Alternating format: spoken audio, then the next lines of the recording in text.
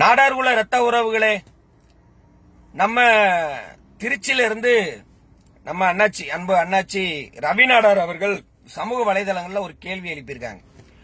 அதாவது இந்த டிவி சீரியல்களை பத்தி உங்களுடைய கருத்து என்ன அப்படின்னு சொல்லி கேள்வி எழுப்பியிருக்காங்க. இது ஒரு நல்ல கேள்வி. இந்த கேள்விக்கு நம்மளுடைய பதில் என்னன்னா, இந்த திருட்டு திராவிடம் வந்து பாத்தீங்கன்னா இந்த டிவி சீரியலை கூட விட்டு வைக்கல. அதுக்குள்ளேயே இந்த திராவிடம் வந்து உள்ள நுழைஞ்சி திராவிட சிந்தனையை புகுத்து கொண்டு இருக்கிறார்கள். அப்படி எடுக்கப்பட்ட ஒரு சீரியல் தான் இந்த எதிர்நீச்சல்னு ஒரு சீரியல். அது வந்து தனியார் தொலைக்காட்சியில நாடகமா போட்டுக்கிட்டு இருந்தாங்க. அது சீரியலா வெளியிட்டு இருந்தாங்க. இப்போ அந்த நாடகம் முடிஞ்சு போச்சு. இருந்தாலும் நாடார்குல ரத்த உறவுகள் எல்லாரும் தெரிஞ்சுக்கணும். இவங்களுடைய திராவிடர்களுடைய இந்த திருட்டுத்தனத்தை நாம தெரிஞ்சுக்கணும். அப்படி தெரிஞ்சுக்கிட்டாதான் நாம இந்த சமூகத்துல திராவிடத்துக்கு எதிராக நம்ம எப்படி செயல்பட முடியும். நம்ம குடும்பத்தில் உள்ளவர்கள் நம் பிள்ளைகளுக்கு இந்த திராவிட சிந்தனை எவ்வளவு ஒரு கேவலமான சிந்தனை என்பதை நம்ம எடுத்து சொல்லணுங்கிறதுக்காக தான் இந்த காணொலி. இந்த திராவிடம் என்ன பண்ணுது, எதிர்நீச்சல்னு ஒரு சீரியலை எடுத்து அது ஓடிக்கிட்டு இருக்கு. அந்த சீரியல்ல வந்து பாத்தீங்கன்னா அதுல இருக்கக்கூடிய மெயின் நடிகர் ஹீரோ வந்து பாத்தீங்கன்னா எப்பவுமே பெரிய பக்திமான். அவர் வந்து மதுரை மீனாட்சி அம்மனை கும்பிட்டுக்கிட்டே இருப்பாரு. அம்மா தாயே மதுரை மீனாட்சி அப்படின்னு சொல்லியே எல்லாமே ஆரம்பிப்பாரு. இப்ப இவங்க என்ன சொல்றாங்கன்னா, மதுரைக்காரங்க மதுரை மீனாட்சியை நல்லா வணங்கக்கூடியவங்க.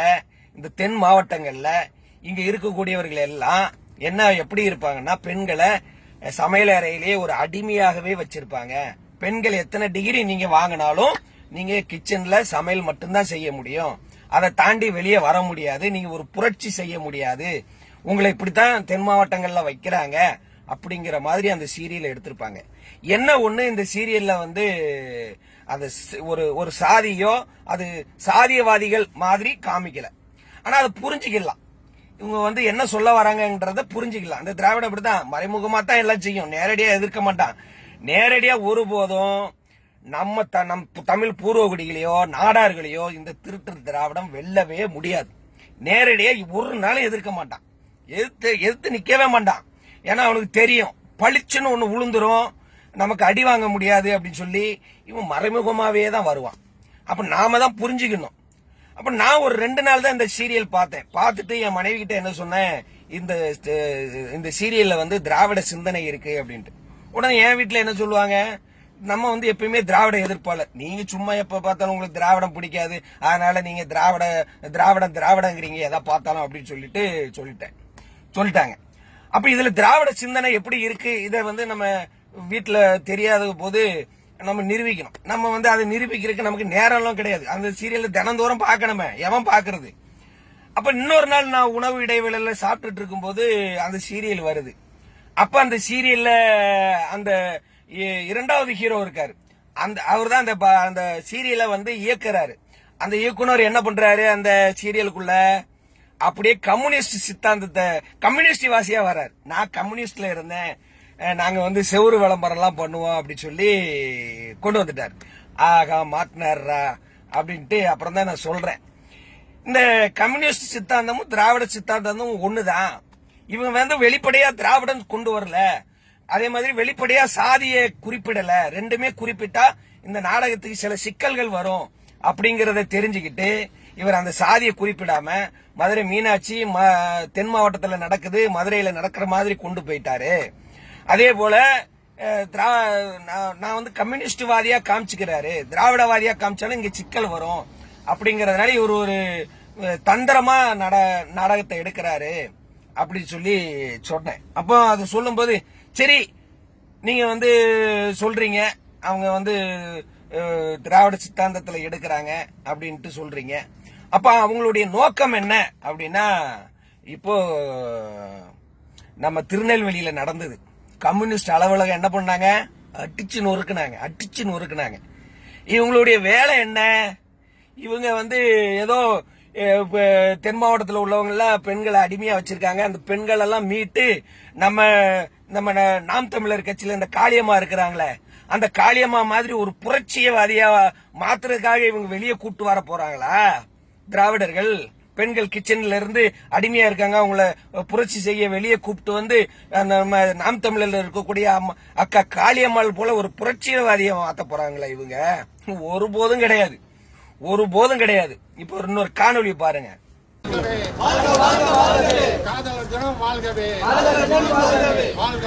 சத்தமா சொல்லுங்க.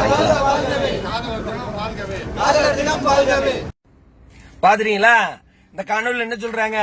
வாழ்க வாழ்க வாழ்கவே காதலர் தினம் வாழ்கவே, வாழ்க வாழ்க வாழ்கவே காதலர் தினம் வாழ்கவே. இது பத்தாதான், சத்தமா சொல்லுங்க.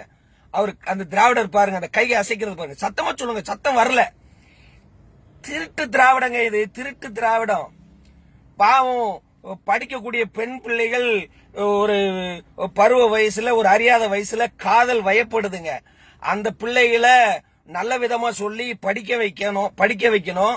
இல்லன்னா பெற்றோரோட அனுப்பாம ஆகா நல்ல போடு வந்துட்டாங்கன்னு சொல்லி இவங்க என்ன பண்ணுவானுங்க, பாப்பா 18 வயசு மட்டும் ஆயிருக்கா அப்படின்னு பார்த்துட்டு உடனே கல்யாணம் பண்ணி வச்சிருவான். வாழ்க வாழ்க வாழ்கவே காதல, அந்த பிள்ளைங்க ஏற்கனவே காதல் வயப்படும், அது ஒரு பருவம். அதை நம்ம சொல்லி திருத்தணும். ஆனா இவங்க மேற்கொண்டு அந்த காதலையும் காமத்தையும் ஏத்தி விட்டு இவங்க வீட்டை விட்டு ஓடி வர்ற பிள்ளைகளுக்கு கல்யாணம் பண்ணி வைக்கிறது.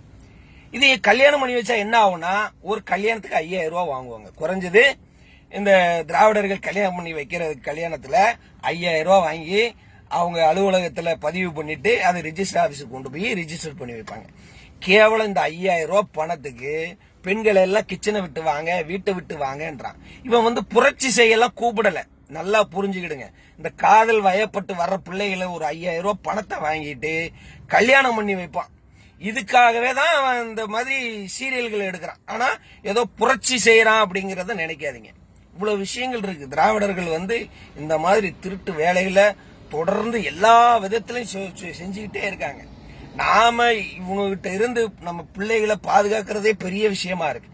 இதுல இவனுங்க கல்யாணம் பண்ணி வைக்கிறான, 100 கல்யாணம் பண்ணி வச்சா அதுல பாத்தீங்கன்னா 100 கல்யாணத்துல ஒரு 4 கல்யாணம் தான் சக்சஸ் ஆகும். அது எப்படி சக்சஸ் ஆகும்னா, பெற்றோர்கள் ஒரு பெருந்தன்மையா சரி போனா போது பிள்ளைகள் தவறு பண்ணிட்டாங்கன்னு சொல்லி அந்த பிள்ளைகளை வீட்டோடு இணைக்கும் போதுதான் அந்த இது சக்சஸ் ஆகும். இல்லாச்சு போனா அந்த பிள்ளைகளுடைய நிலைமை ரொம்ப மோசமா போகுது. அதெல்லாம் இவங்க காமிக்கவே மாட்டாங்க. அந்த பெண்கள் நிலைமைகள்லாம் ரொம்ப மோசமா போய் வேற வேற விதமா பாதைகள்லாம் பிரிஞ்சு போகுது. அதுக்கப்புறம் என்ன ஆகுது, இன்னொரு துணைகளை தேட வேண்டியிருக்கு. அந்த துணைக்கு இவங்க திராவிடர்கள் என்ன வச்சிருக்காங்கன்னா, திருமணத்தை தாண்டிய உறவுன்னு ஒண்ணு வச்சிருக்காங்க. உன் புருஷன் சரியில்லையா, உனக்கு டைவர்ஸ் தரலையா, இன்னொருத்துக்கு கூட உறவு வச்சுக்க. அது இந்த சமூகம் கள்ளக்காதல் கள்ள உறவுன்னு சொல்லும். அதெல்லாம் அப்படிலாம் இல்ல. அது திருமணத்தை தாண்டிய ஒரு உறவுன்னு சொல்லி அதையும் புனிதமாக்க இந்த திராவிடம் இந்த வேலையை செய்யறான். ஆங்கிலத்தில் கள்ளக்காதலை எப்படி மொழிபெயர்ப்பது என்று எனக்கு தெரியவில்லை. டாக்டர் தெரிந்தால் சொல்ல வேண்டும்.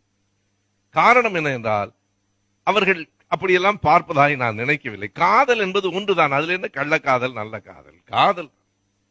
அப்படியானால் இது என்ன? திருமணம் கடந்த உறவு. என்னென்ன வேலைகள் செய்யறான் பாருங்க. நாம என்ன பெண்களை கிச்சன்ல அடிமையா வச்சிருக்கோம்?